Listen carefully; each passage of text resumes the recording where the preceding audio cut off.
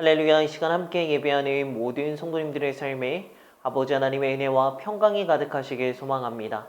사도신경하심으로 우리의 신앙을 하나님께 고백하겠습니다. 전능하사 천지를 만드신 하나님 아버지를 내가 믿사오며 그 외아들 우리 주 예수 그리스도를 믿사오니 이는 성령으로 잉태하사 동정녀 마리아에게 나시고 본디오 빌라도에게 고난을 받으사 십자가에 못 박혀 죽으시고 장사한 지 사흘 만에 죽은 자 가운데서 다시 살아나시며 하늘에 오르사 전능하신 하나님 우편에 앉아 계시다가 저리로서 산자와 죽은 자를 심판하러 오시리라. 성령을 믿사오며 거룩한 공회와 성도가 서로 교통하는 것과 죄를 사하여 주시는 것과 몸이 다시 사는 것과 영원히 사는 것을 믿사옵나이다. 아멘. 찬송가 336장 환난과 핍박 중에도 함께 찬양하시겠습니다.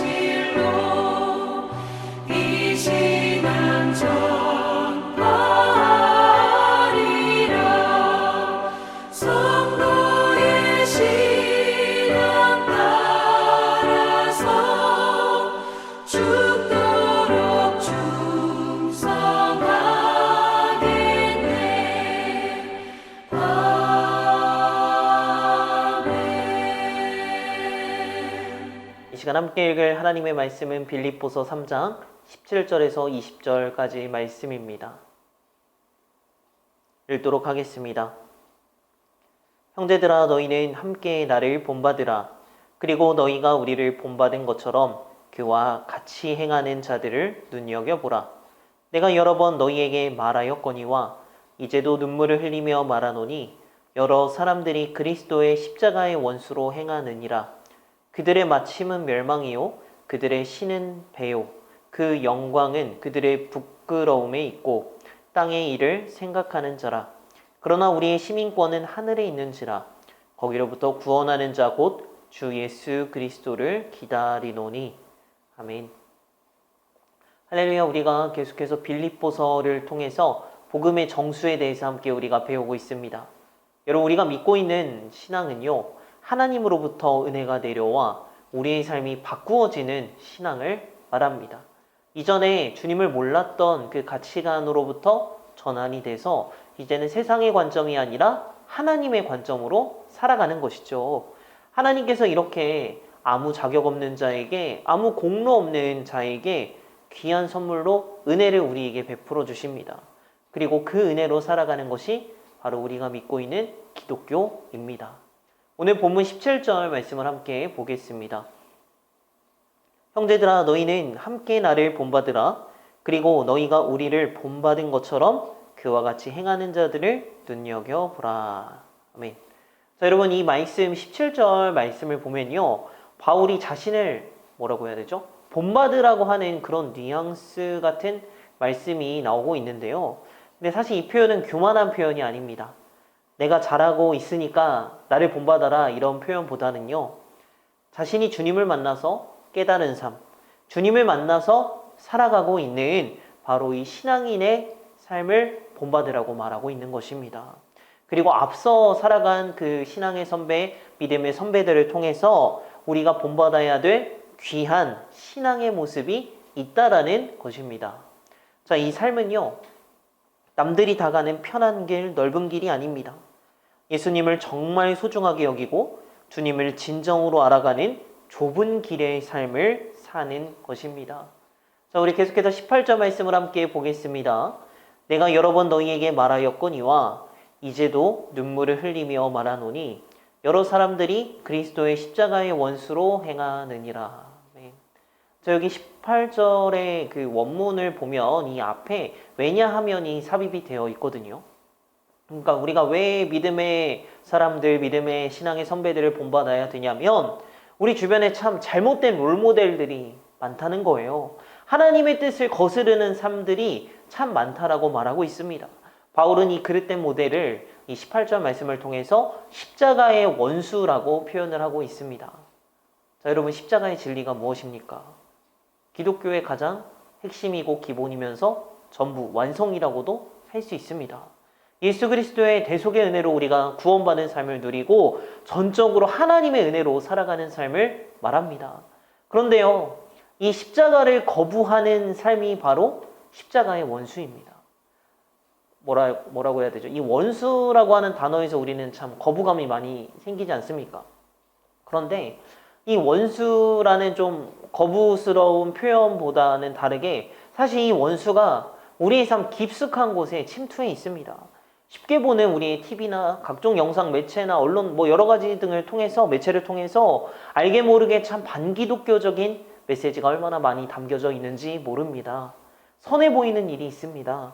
세상에서 볼 때는요, 박수를 보내고 찬사를 보내고 뭐랄까요, 그럴싸해 보이는 괜찮은 일들이 참 많습니다. 그러나 사실 이것들이 하나님의 관점으로 하나님 앞에서 봤을 때는 전혀 의미가 없고 아무 가치가 없는 일들이 많습니다.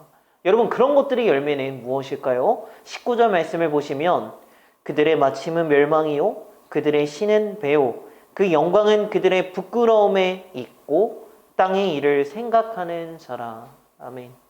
여러분, 아무리 근사해 보이고 훌륭해 보여도 그리스도가 없는 땅의 일의 결과는 무엇입니까? 바로 멸망입니다. 땅의 것으로 맺히는 열매는 사실 다 진노받을 것입니다.